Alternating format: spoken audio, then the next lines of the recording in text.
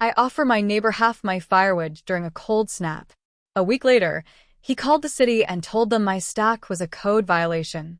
Generosity doesn't excuse laziness, he said. That night, I burned every log he gave back, but I kept the ashes. I live a little south of Bloomington, Indiana, in a house my dad left me. It's old, but solid.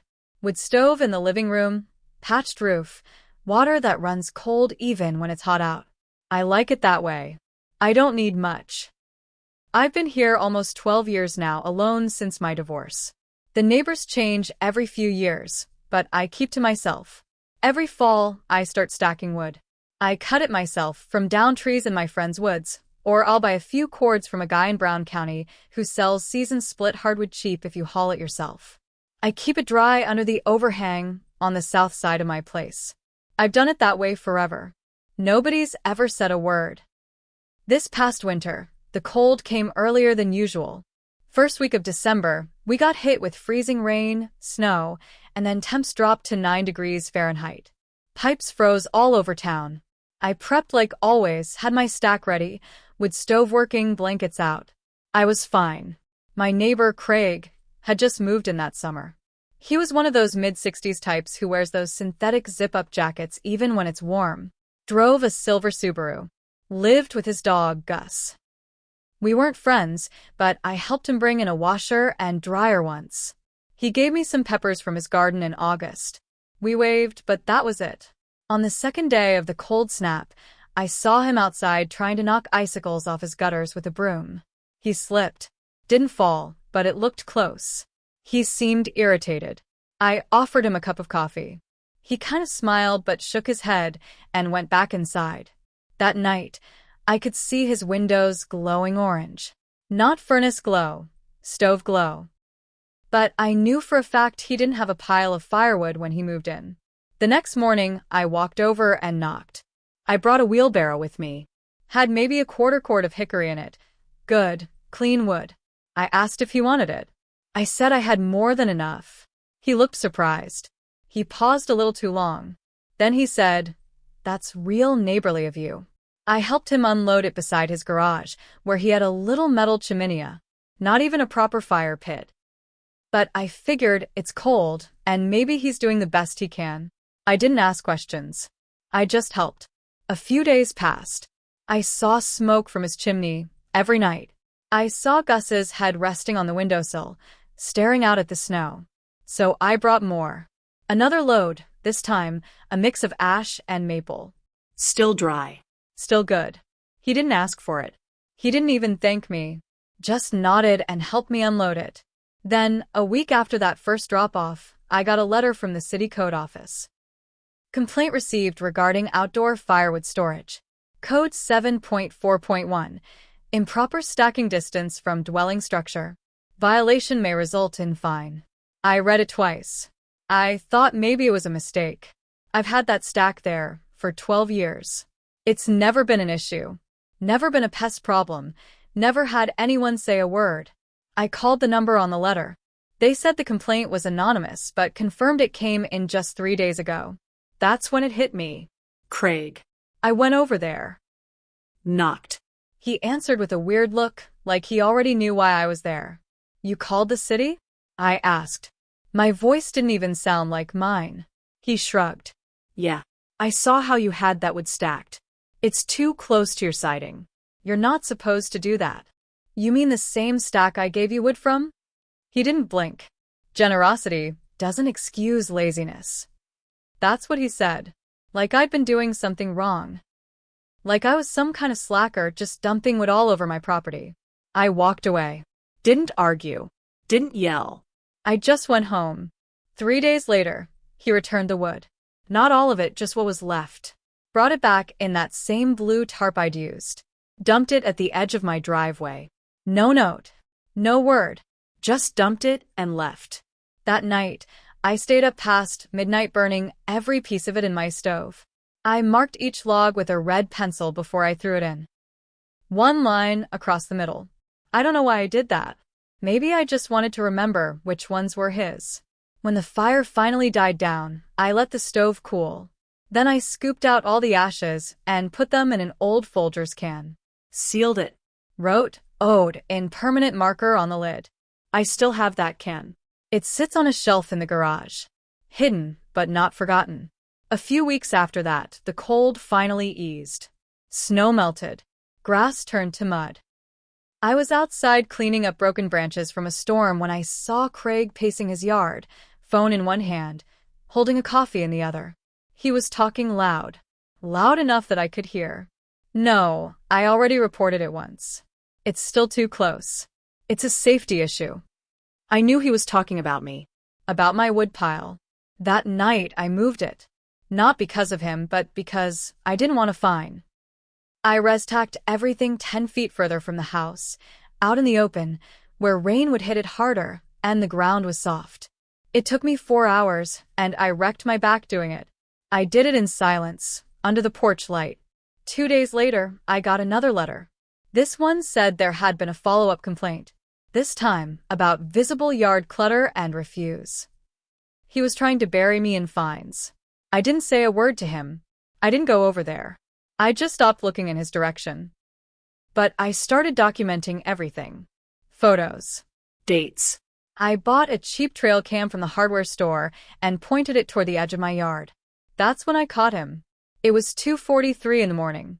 He walked along the fence line with a flashlight, stopped by my stacked firewood, took a photo, then moved one of the logs out of place, just enough to make it look like a mess. Then he left. He didn't know about the camera. I didn't tell him.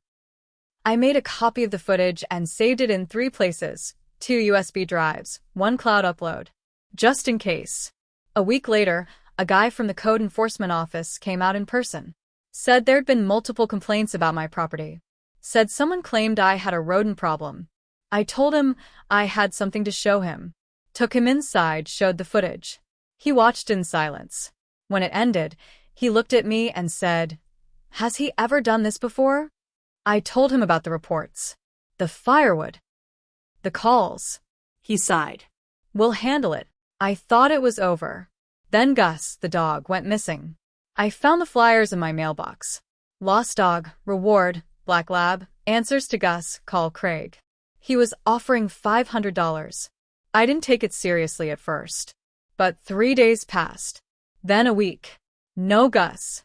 Then I saw the animal control truck parked in front of Craig's house. He was outside talking to the officer, hands shaking like he was begging. I should have felt bad. I should have felt something. But I didn't. Because 2 nights before that, I'd heard a whimpering sound by the tree line. I went out with a flashlight and found Gus, half frozen, limping, hungry. He had no collar. Just a torn piece of twine around his neck. I didn't take him back. I fed him.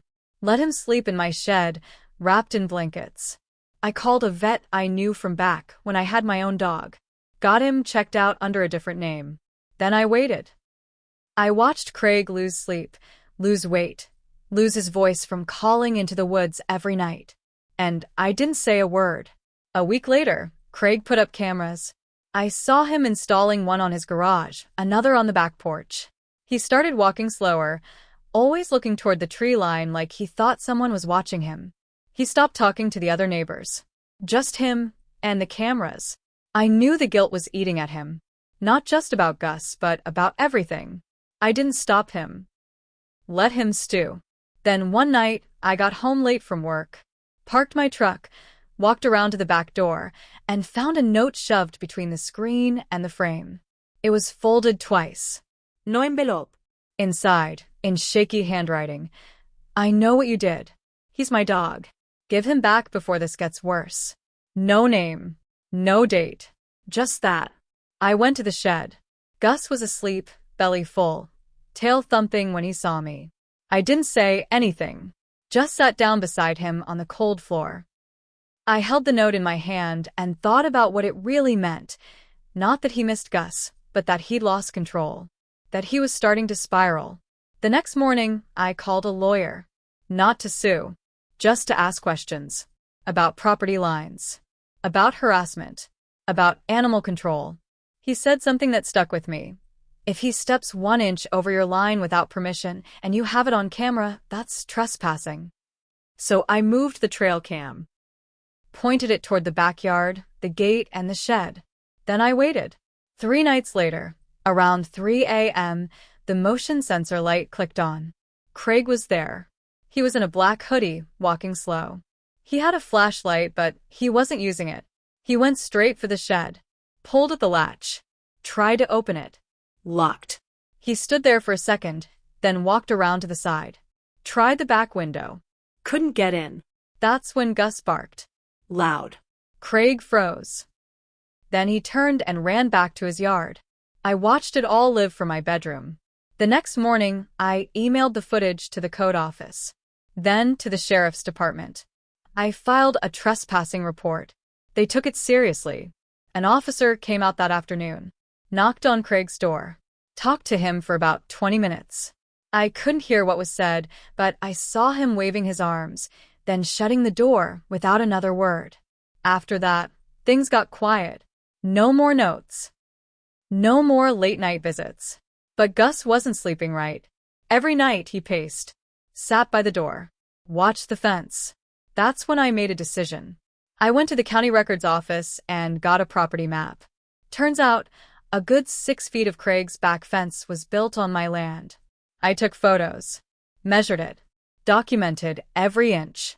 Then I filed a formal complaint with the zoning board, cited encroachment, requested removal. It took 2 months, but the order came through.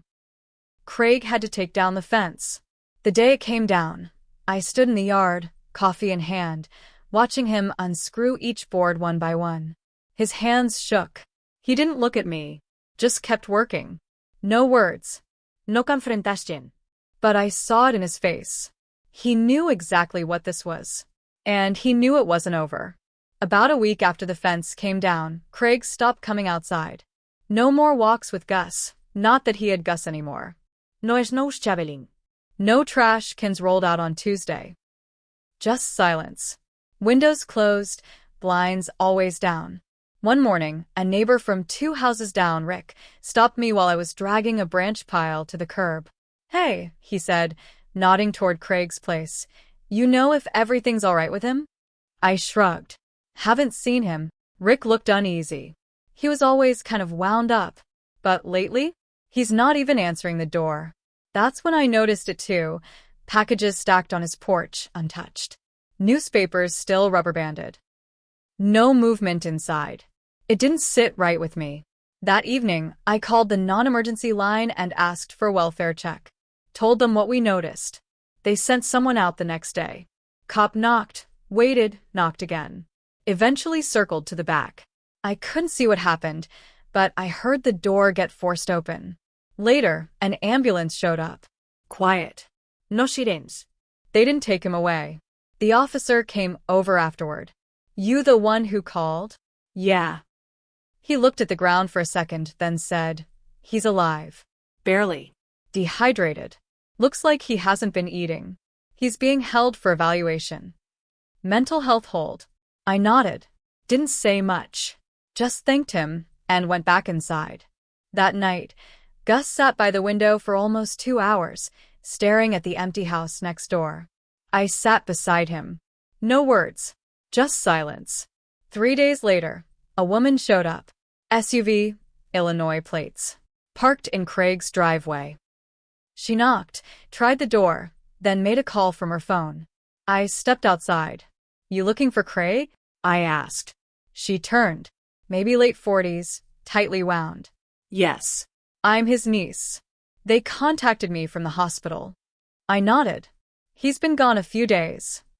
She looked at the house like it was a stranger's. Were you the one who found him?" "Not exactly," I said. "I called it in." Her eyes softened a little. "Thanks.